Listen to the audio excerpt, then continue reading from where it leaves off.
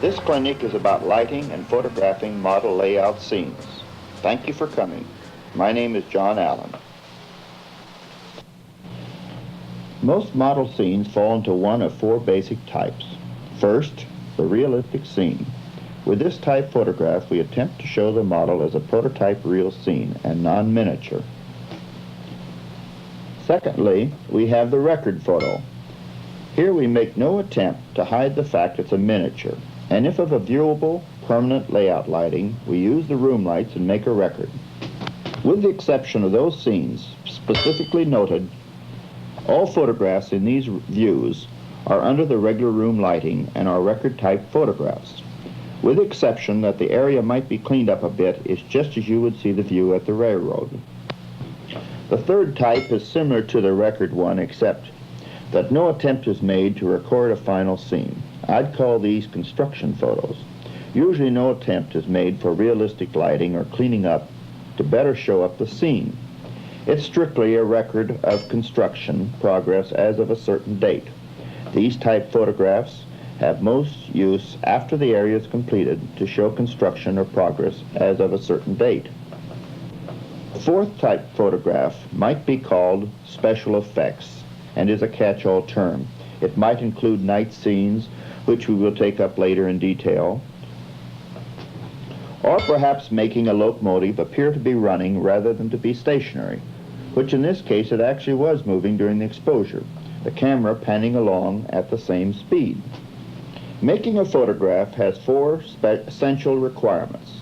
First, the subject matter, of course, for we can't shoot what isn't there.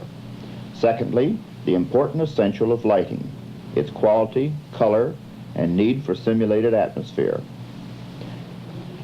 Thirdly, we have a shooting of the exposure itself, which takes into account the type of film, diaphragm stop, exposure time, filters, perspective, and angle of view.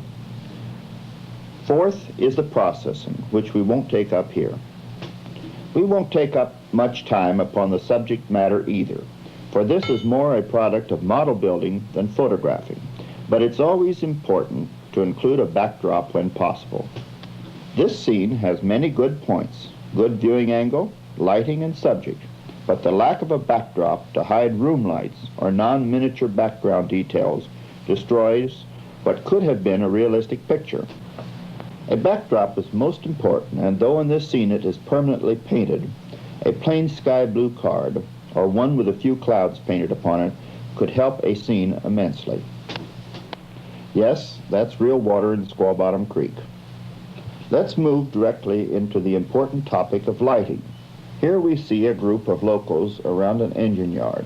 The color and lighting seems natural, for the locomotives and scenery are painted for natural viewing in miniature. The locos seem to have been painted black, though they have weathered and picked up grime. However, when we place into the model scene a model locomotive which is painted what is commonly called engine black, it is quite out of place. It becomes a near silhouette. Nothing else in the photo is changed, neither the lighting or exposure. Why is this?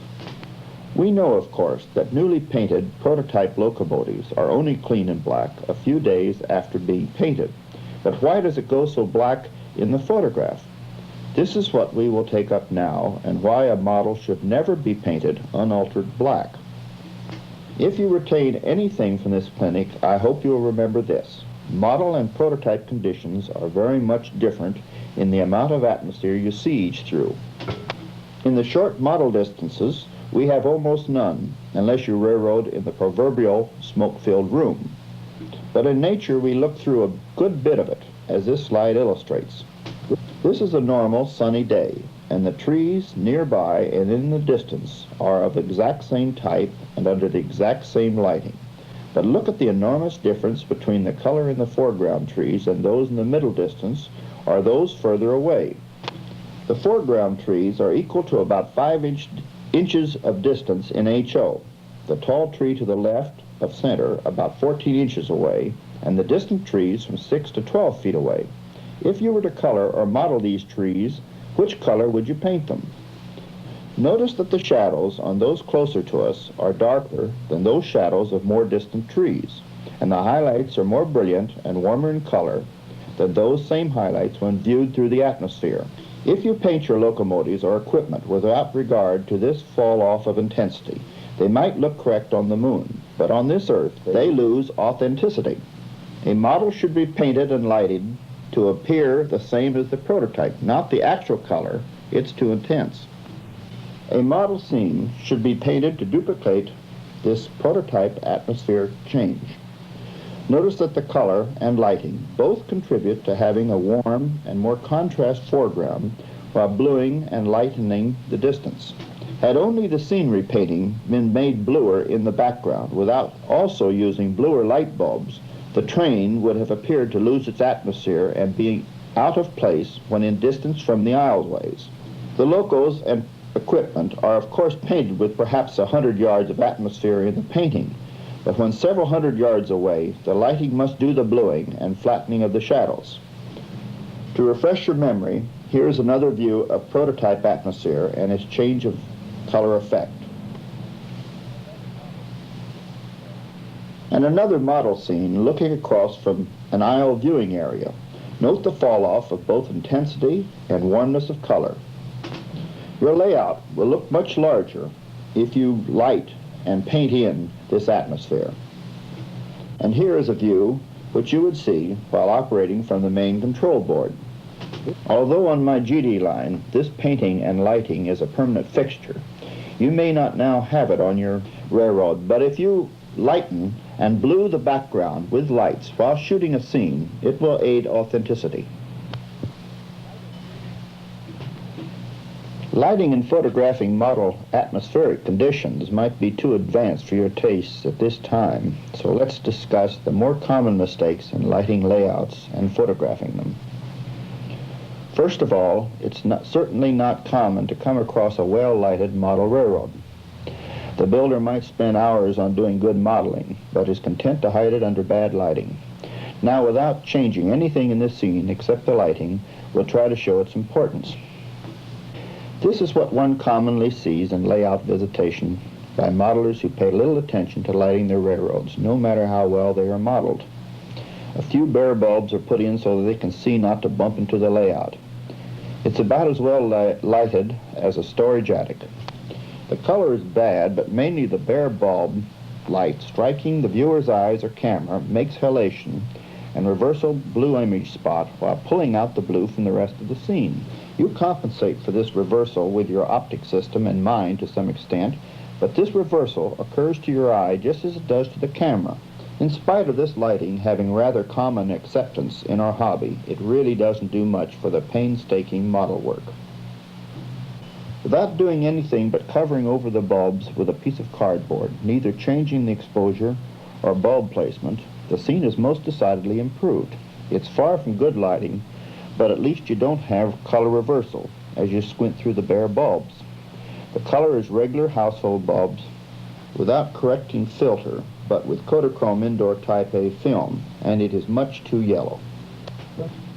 There are no filters made specifically to correct for low wattage house bulbs, but a light blue filter, such as a Raton 82A, will fairly well compensate with indoor type film.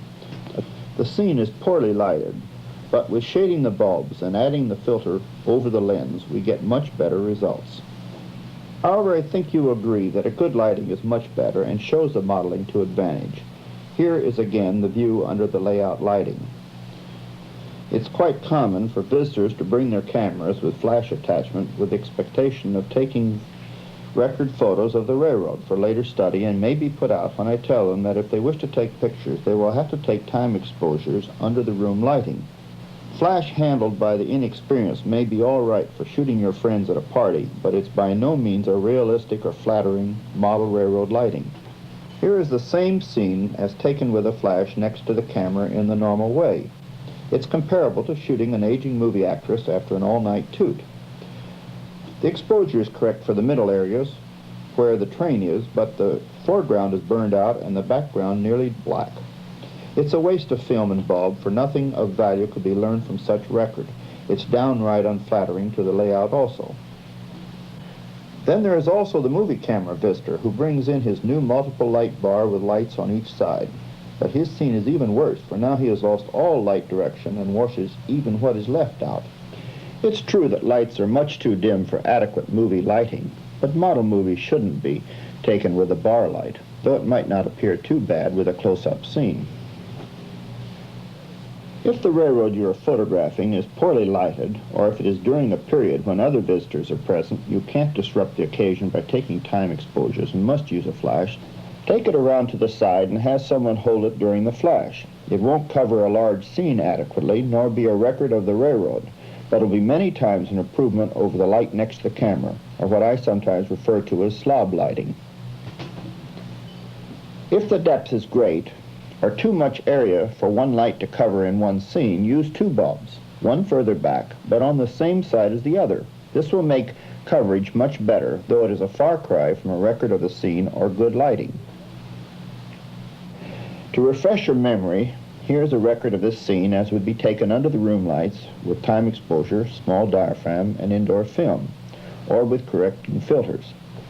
Perhaps, after all, I have justification for not desiring flash pictures by inexperienced photographers circulate about my railroad. I don't usually prevent a visitor from taking some photos under the room lights even if he does not have outdoor film in his camera and no compensating filters, but they will be quite yellow, such as this. An outdoor correction filter for indoor usage, such as an 80B, would correct for this yellowness and needs about twice the exposure. This one is too dark, as time was not increased sufficiently. Here is another example of a scene in which the painting and modeling have been done under the lights, which were installed first. In this way, shadows not wanted to full intensity can be weakened or painted out so as to increase the illusion of depth and atmosphere. The arch bridge in background is only about 2 inches from the wall, and it is impossible to keep its shadow from going across the painted backdrop. However, with the lights installed before the painting, where the shadow falls can be painted lighter to minimize the wall effect. Naturally, if you change the lighting, you will destroy this effort. With the slob lighting flash next to the camera, not only is the effect of the combination of modeling, painting, and lighting destroyed, but the color balance is off. One wouldn't learn much from this scene from such a record. With the flash to the side, the lighting is improved, but the new shadows under the bridge won't match the painted ones, and will throw a shadow across the painted canyon to lose all hopes of illusion of depth. Color is, of course, off too. This larger view, showing this area from further back up Giant Canyon, may refresh your memory of what a record under the room lights of this scene looks like. Here's another record photo under the room lights, and though the right foreground cliff is dark, it gives an aid to increasing the illusion of 3D, and to me is not objectionable. Again, we have an arch bridge, this time one of stone, almost against the backdrop, and care with the painting has been made to make it appear to extend away from the wall. With the slob flash next to the camera, again we burn out the foreground, wash out the coloring of the modeling and painting, as well as change the color balance. Unnatural shadows from any foreground object throws big shadows across the background, as seen on the right. With the flash to the side, perhaps there is some improvement, but look at how the shadow from the arch bridge falls upon the backdrop, destroying any illusion of depth beyond. Fall off from left to right as light weakens away from the bulb is almost as distracting as the color change. I've talked about what not to do. Now I'll demonstrate a method of shooting a scene. This scene happens to be under my regular room lights, but perhaps you are shooting an area that has poor lighting or none at all. How should you go about it? There is, of course, no one way to shoot anything, but first you should decide what natural lighting the scene should have. I would say that in a forest, even a thin one such as this, is likely to look best when lighting is overhead or with reflected light, as in an overcast day. The lighting in this area of my railroad shows sunlight high and slightly backlighted. Again, for illustration, I'm lighting this slide with a flood or flash next to the camera in a typical slob lighting, more to show the difference than to inspire. However, since for this scene we have decided upon sunlight, we want to hold all principal lighting to one single bulb. It's best without even a reflector, as we want to hold the shadows to the same sharpness as the sun, and a photo flood, flash, or 150-watt bulb without reflector at about 4 to 5 feet distance will give a fairly similar shadow edge. For a small scene such as this, light won't fall off too much from near to the far portion of the picture, and a time exposure won't make much difference whether it takes a few seconds or a few minutes, as long as your camera is firmly positioned on a tripod. Now if we take a single unshielded bulb away from the camera and pull it around to about a 45-degree up and a 45-degree to the side, the scene begins to take on form, though in this case is still a bit washed out, mostly due here because painting was done to compensate for the extreme overhead room lighting. So if it looks better than before, let's pull it around to the side and higher yet. Notice the fall off from right to left is reduced, and at the same time the area begins to take on more modeling form. Well, if lighting looks better to us, let's go all the way and pull it up to an extreme angle. Now the shape of the ground takes form and the trees stand out in relief. It begins to look good to me, and I've seen this effect often in forests with overhead lighting where tree foliage absorbs the reflected light from sky or surrounding objects. However, there is an overly contrasty and almost disagreeable effect, so that now we will add in a fill light, which can be either another light or a large white card to reflect back into the scene some of the light from our one sun bulb. Either is about equally good. In this case, we will use a light bulb for fill and put it in a reflector housing. Put it near the camera, but on the opposite side from the sunlight. It should probably be not more than 1/4 the wattage of the sun bulb. Judge the fill by eye, and if the amount is too much, pull back this light from the scene or turn it off a portion of the exposure time. You may note we aren't trying to sell you a lot of fancy lighting equipment. For still model scenes, it wouldn't be much advantage anyway. This is now looking as a prototype lighting and lights the scene to good advantage. It's not much different from the original room lighting, but hasn't the advantage of having the and modeling painted under it, and loses some of this advantage. I think this slide of the room lighting is better, but I'd be satisfied with the one we shot before. Almost always an overcast lighting is good, and if you have a light ceiling or a large white card, you can make it easily with one bulb and a reflector, shining up at the card or ceiling with only the reflected light bouncing down. As in nature, this will give you a cold, overcast day look, but it is a prototype lighting and one that should be used more often in model photographs. After all, we don't always see sunny days in nature.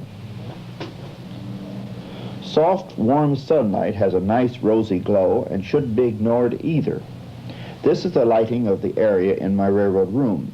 Note that other than soft fill light, no direct lights are allowed to hit the area to give realistic second shadows. So far, this world has only one sun, and until we get another one, two principal lights on a scene in the same area is unprototype and unrealistic. Of course, the overcast lighting is just as good, and just because this scene doesn't have it doesn't mean it wouldn't be a good lighting. Although I'm inclined to shoot all my railroad photos in a record manner with the room lighting, there is no reason for you not to do otherwise. It will make your various scenes appear less alike and hence the railroad larger. But by no means forget the possibilities of backlighting or side lighting.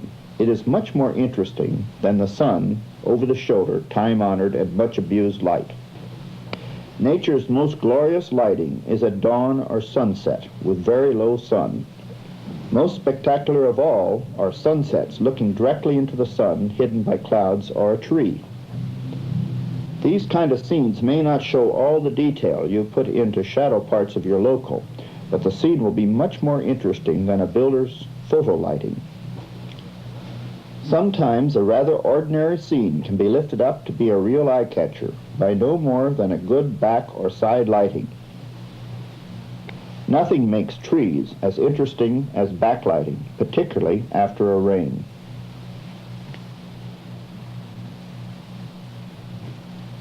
Now that we have lighted a scene, we must take the picture. We must either use a correct film for the lights or compensate with corrective filters.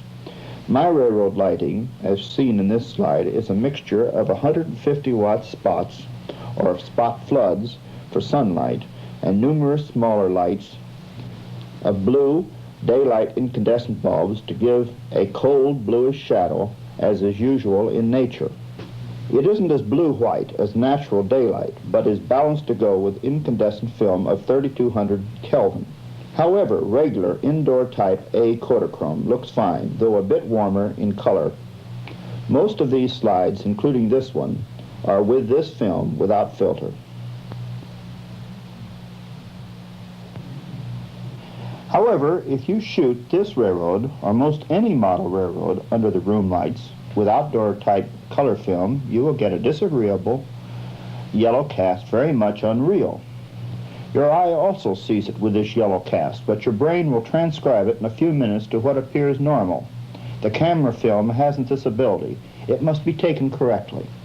This is the same scene as the previous one, except for daylight film. Most blues are lost, and it isn't a good record.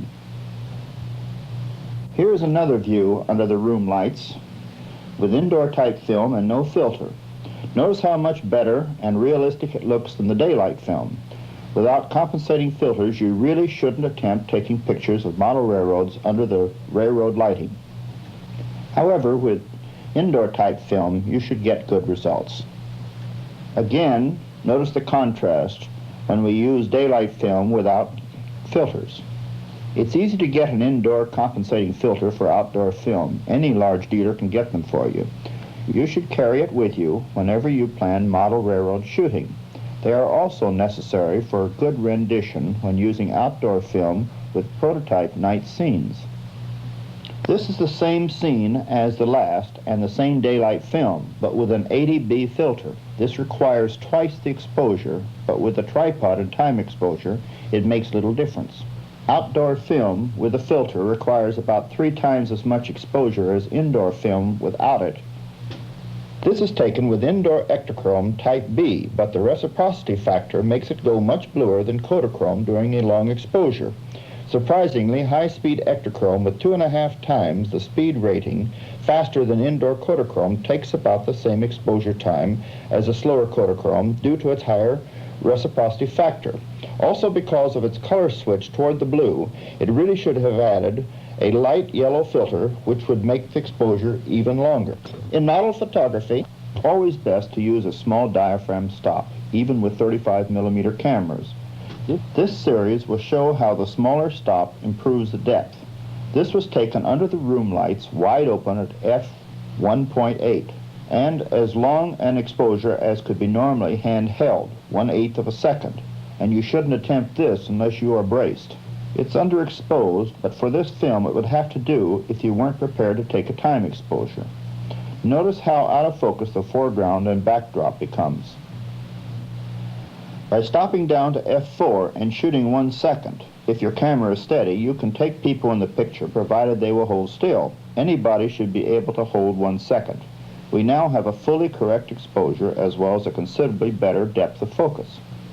At f8 with 4 seconds exposure, we still have the correct exposure, but now our depth is much better improved. However, you may have trouble getting some people to hold still that long and might better leave them out. At f8:11, further improved when we carry all but the closer foreground.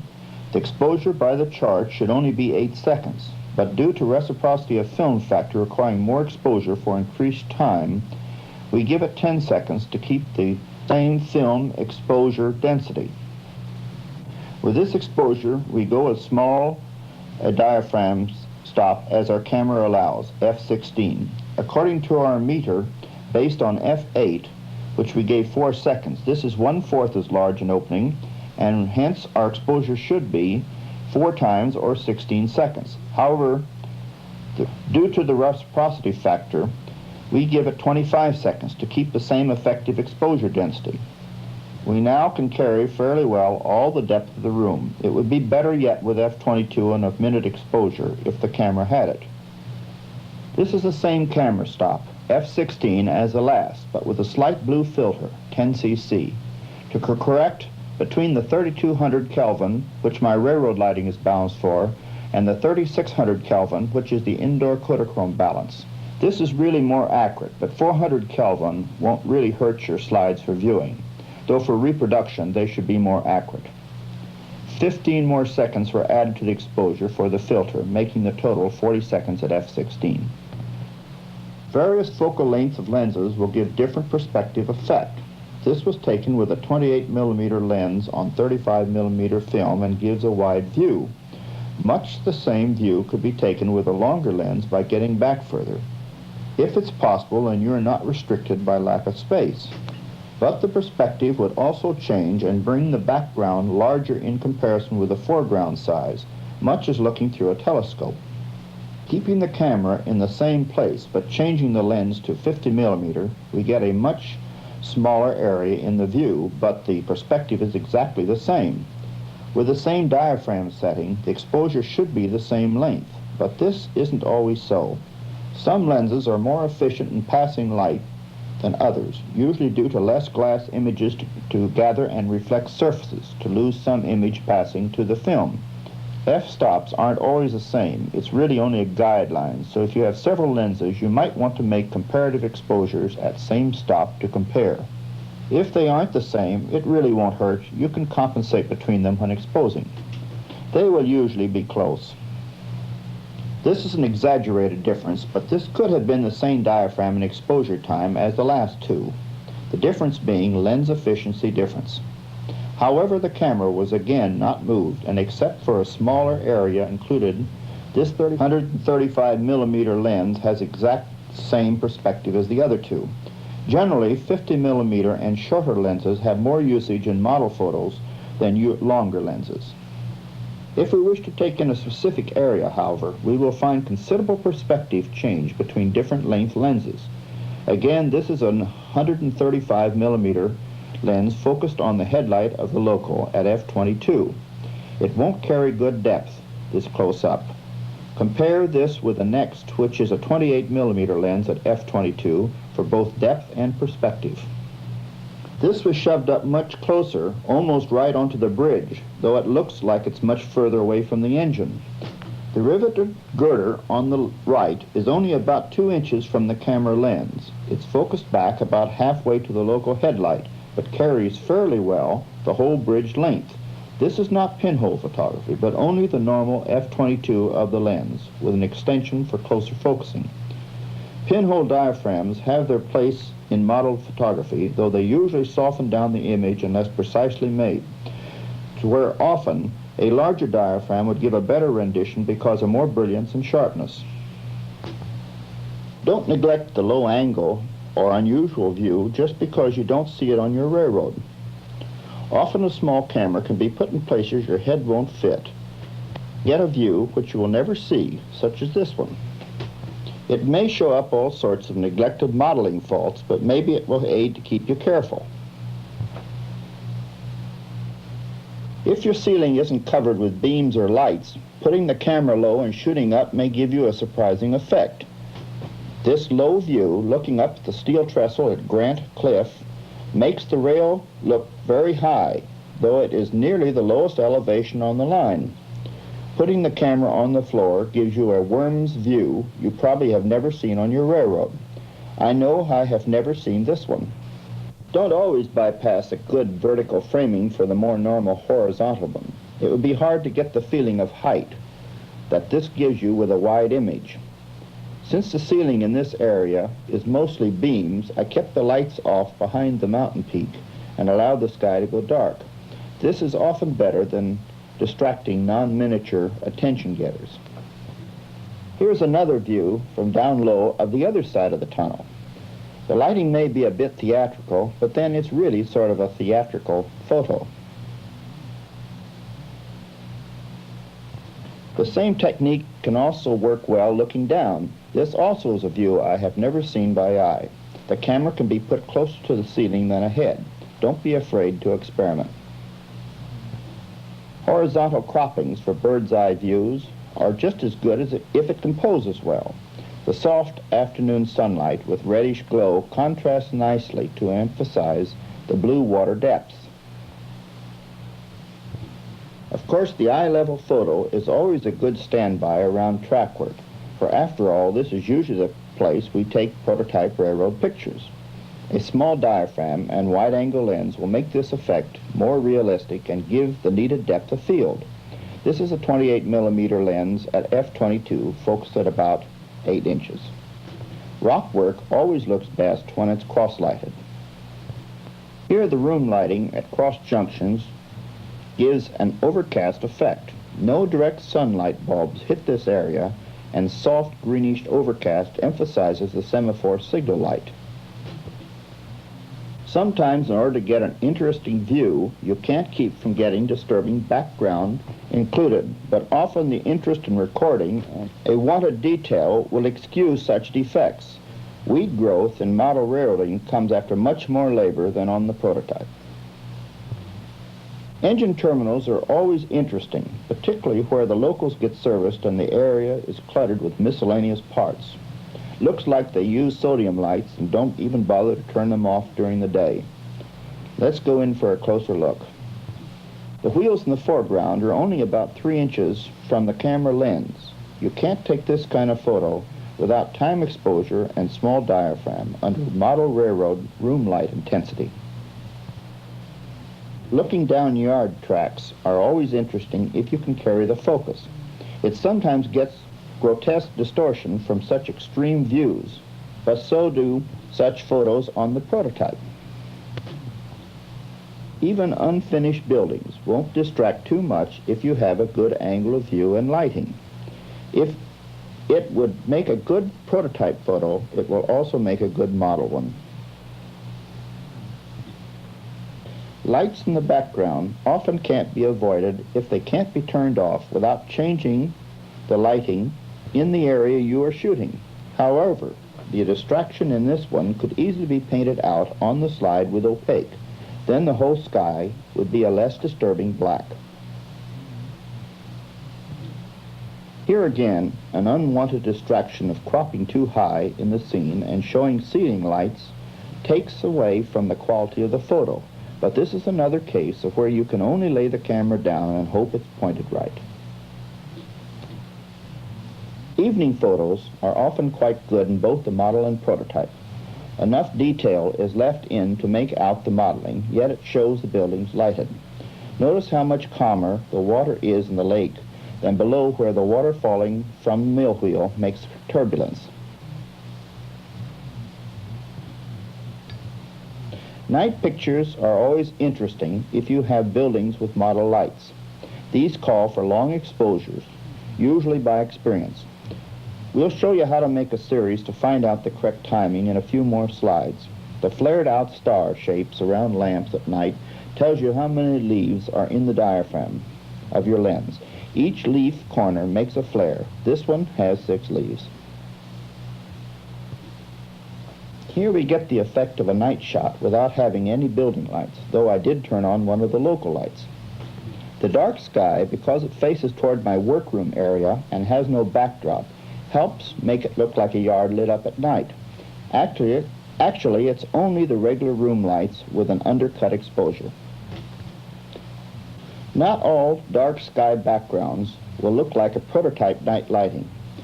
The only way this photo could have been shot in the prototype would be by one of the massive, multiple flash bulb publicity shots made by Sylvania some years ago. It looks phony, even though it has a theatrical charm. Here's a way to make a series to test for correct exposures with your night lighting. A light meter can't usually isolate the lighted area without including much of the dark to give a false meter reading. Make a guess exposure on the high side and expose the lights, only putting on the room lights for, say, 1/4 of the time. Do it again, doubling the model light time and having the time the room lights are on. Do it again, having the room lights and doubling the model lights. Keep records, and when the slides are processed, note which is best or write down from the test what it should have been. Next time you take such a scene, you will probably be able to hit it on the nose in 2 tries from the notes. Here we do the experimental test again on the engine terminal lights. Because the height of the yard lights are much higher from the ground, they will not build up as quickly as in the ones with the lower lamp posts at the station. In fact, as the time is increased, the light from the bulbs on the surroundings isn't building up fast enough to get details before the bulb flares get too large. This area would be better planned for more light or more fill from day bulbs and call it an evening shot. It just won't work out for a night shot. Here we show lighting which might be called a strong moonlight or from distant incandescent neon street lights, which fill in the details and allows the interior of the parking lots to show its lights. This type added light might have been added to the former engine terminal lights to give detail and make a successful picture. Coming up a little closer, we see the huge interior, but we keep on the strong street lights for outside detail. Moving in real close for a look at the interior, we now reduce the outside lighting until we can just make out the sign, and we have a true night photo. Isn't it silly what modelers will spend time upon? That's the end, fellows. Thank you for your attention.